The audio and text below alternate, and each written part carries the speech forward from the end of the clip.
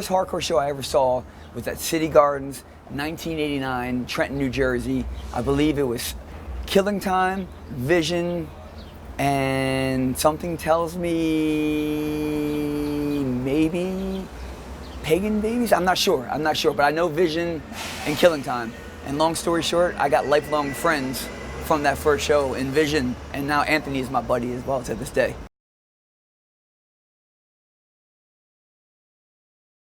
I'm a Philly area guy, so I'd probably have to say City Gardens again because it was a jump away from us, and every weekend there was like a show from bands from New York that it was harder for us as young kids to get up to CBGBs and to get the matinee shows. So yeah, City Gardens, New Jersey.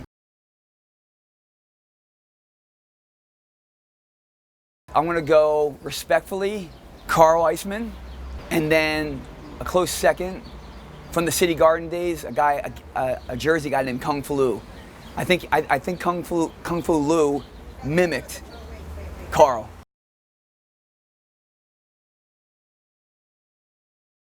Again, sticking with the Philly area, Trenton, New Jersey area, City Gardens, New Year's Eve, Leeway, Bad Brains, and a bunch of white power people got stabbed at that show. It was a great day.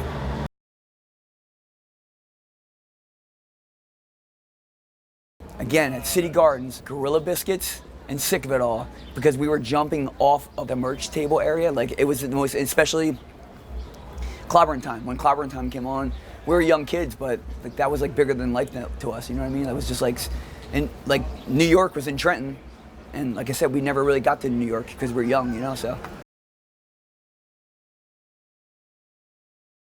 It's a tie between two of my brothers, Mackie Jason and Chuck Treese.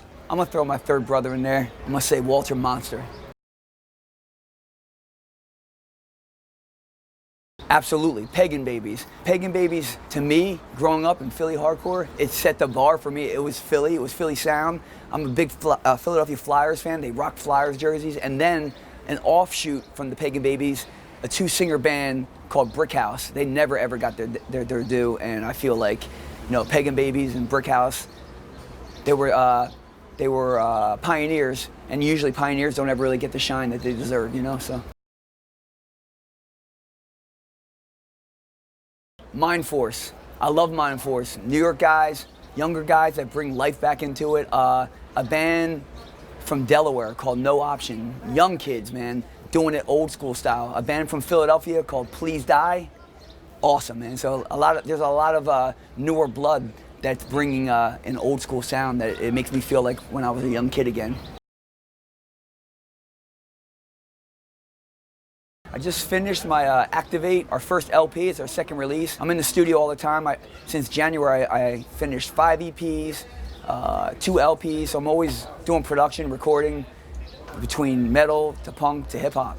So I'm always on the go in the studio. Everyone's got to be nice to each other. I know that sounds cheesy, but at the end of the day, all of us, whether you see left or right, up and down, black or white, first things first, all our poop smells bad, and we're all forced to coexist with each other. So why not make it easier by, you know, at least trying to make an attempt to get along, you know what I mean? So that said, at least trying to, my hippie me, you know, get along and love each other, because I think it'll go a long way, you know? I don't know if that makes any sense, but yeah. It is not dead, especially by the bands that I just mentioned previously. It's not dead. And you know what though? Hardcore is a mentality, man. It's a lifestyle. Just because you haven't played in a band in a few years or whatever, it's still your mentality and the way you carry yourself and the way you live your life, you know?